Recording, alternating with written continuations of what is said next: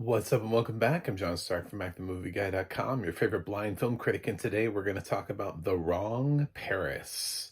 This is a new Netflix original film dropped on September 12th, 2025, and it does have audio description. It stars Miranda Cosgrove and a guy who I'm blind.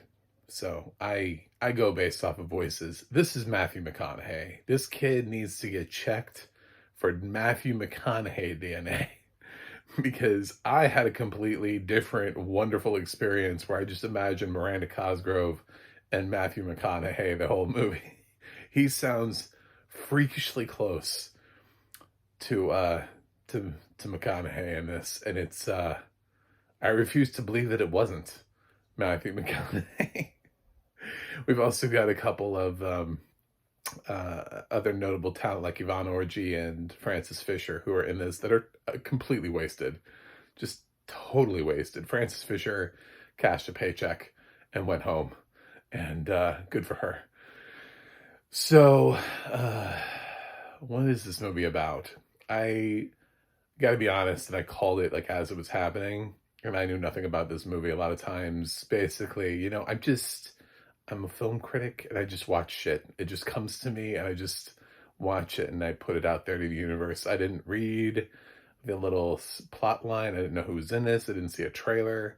I was just like, oh, the new Netflix movie of the week is The Wrong Paris. I'm going to watch it and review it. And then I found out from there. So I figured out based on the title and the essential plot of the movie, which is Miranda Cosgrove playing a young girl who is accepted to a prestigious art school in Paris, but her financial aid package is not great, so to non-existent. So she's going to end up having to fork over quite a bit in order to live in Paris and go to this art school. At first, I didn't know which one she was. She plays Dawn, and she has a sister named Emily. And I was like, if Emily is going to Paris, oh my God, Netflix is way too meta. But luckily, Emily does not go to Paris. It's Dawn, is Miranda Cosgrove's character.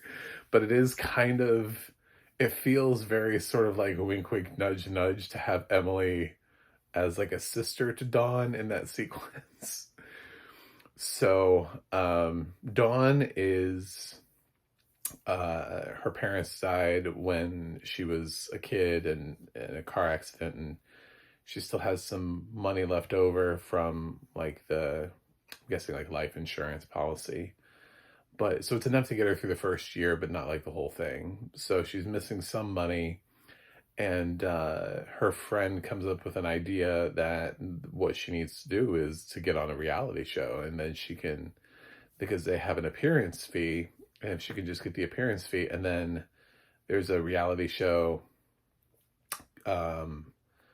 where supposedly they'll be going to Paris called The Honey Pot, and they're in season 16. So Dawn auditions for The Honey Pot, thinking it'll give her a free ticket to Paris, and also she can get an appearance fee so she can get eliminated while in Paris. She'll already be there, and she'll just be able to go to school. So it's like a free, it saves her money, and then she gets a little bit of a boost for the appearance fee.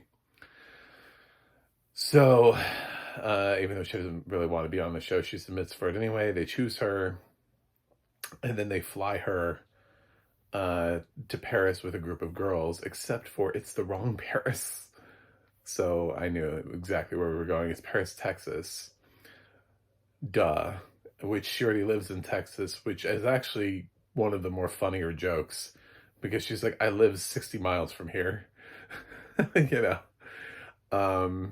And through happenstance, she's already met the guy who is the bachelor that all the ladies are there for.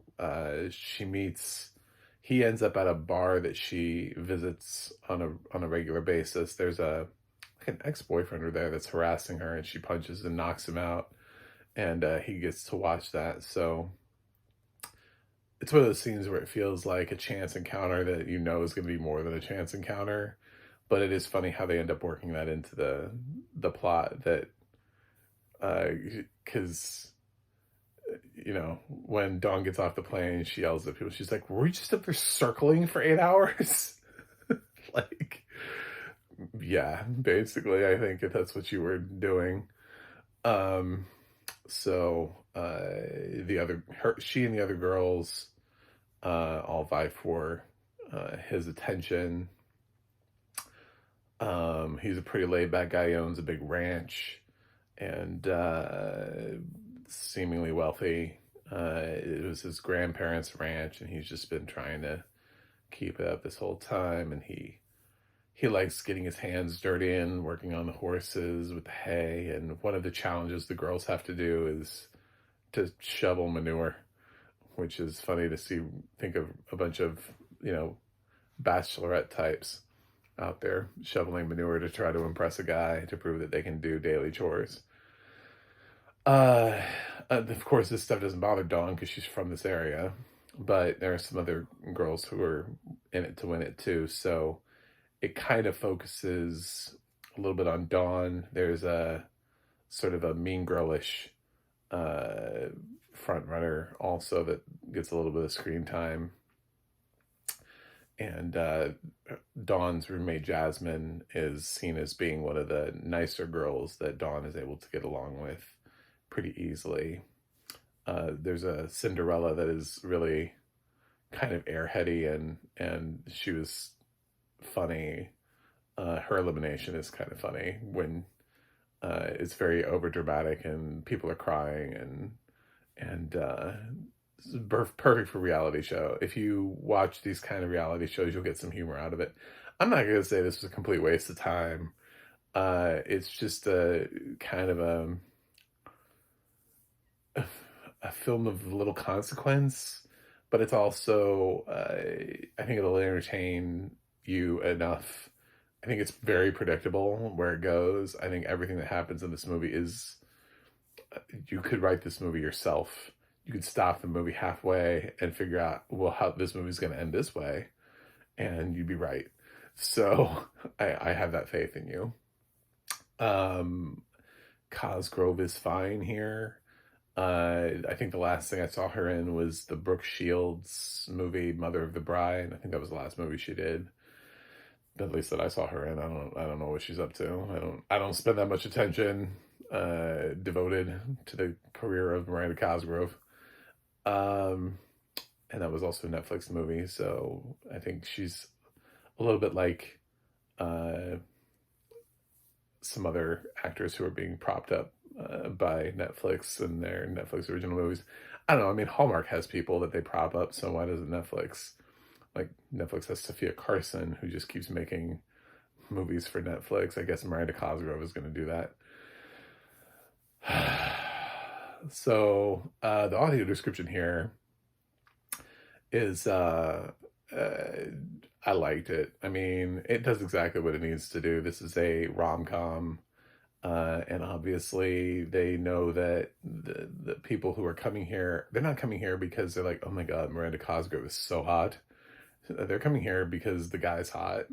So there are lots of comments about him taking his shirt off, and I think there was at least one referencing his tight ass at some point.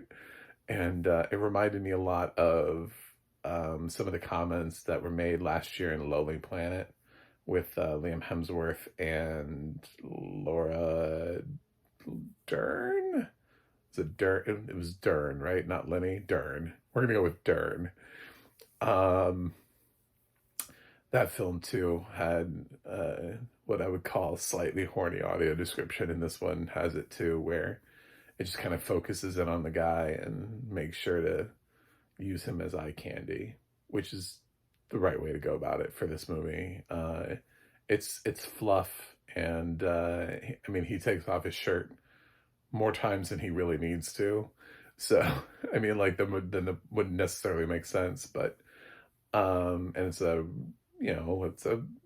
reality dating series that they're on, and I don't know, it all makes sense.